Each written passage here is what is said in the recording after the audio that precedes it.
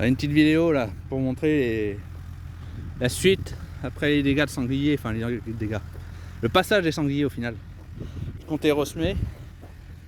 Là ça a été fougé pourtant, mais vous voyez il y a quand même les pieds qui sont là. Donc au final je vais même pas ressemer. Même s'il y a des trous par endroit, mais ça vaut pas le coup, je vais faire plus de dégâts qu'autre chose. Donc je laisse comme ça. On vaut mieux un manque qu'un loup.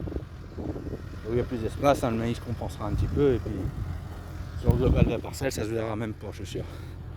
On verra sur Freeview si je vois à peu près où est la zone de dégâts, entre guillemets, du coup c'est pas vraiment de dégâts en soi. On verra s'il y a une baisse de rendement ou pas, mais moi j'y crois pas. Je vais faire une petite présentation en même temps de l'ensemble du coup. Parce que je suis venu avec le tracteur pour ressemer. Au final, je vais repartir. Donc là on a la cuve avec l'engrais liquide, 1448, du coup que je mets dans la ligne de semis. Alors une cuve de chez, un assemblage que j'ai, l'équipement complet vient de chez AG Précision. C'est eux qui ont réfléchi à comment assembler, à monter la chose. Et après on le fait nous-mêmes, ça n'est rien compliqué.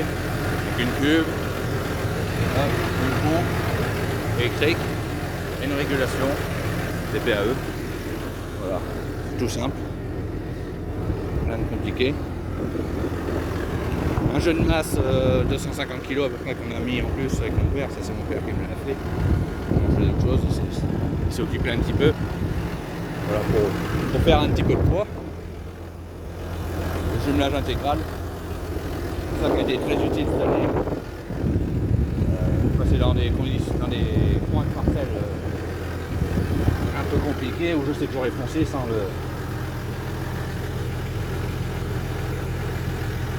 jumelage. Donc en cabine, donc le démarrage là c'est pour l'allumer de la pompe, la régulation, le boîtier de régulation pour régler le débit. Et donc là on a le GPS avec l'écran du semoir qui est dessus en isobus. C'est pas mal d'informations, plus que les autres bien sûr. On pourrait dire gadget, mais au final quand on l'a pas, bon, on s'en passe, mais quand on l'a, on est content de l'avoir. Et ensuite le semoir, donc toujours un Kuhn, après 22 ans, 23 ans avec l'autre, je suis reparti sur la même marque. Donc la différence, grosse différence, entre guillemets, c'est les chasses débris en étoile. Bon, cette année ils n'ont pas tellement servi. Les années sèches où c'est moteux, ça va permettre de faire du fin sur la ligne de semis. Sinon on est sur une bonne base, les mêmes réglages, voilà, toujours aussi simple. Le sélecteur.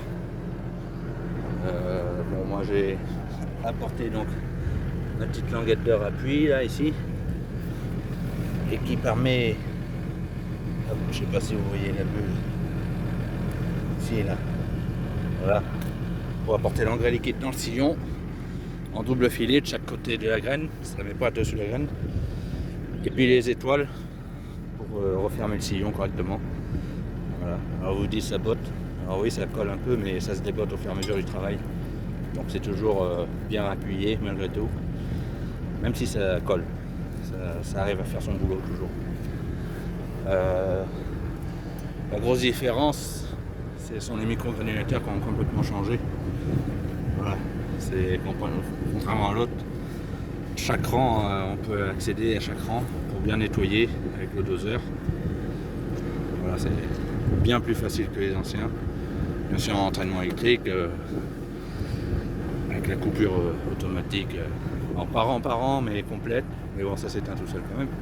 Donc là j'en ai un pour l'antilimace, BLM pardon, un pour l'antilimace.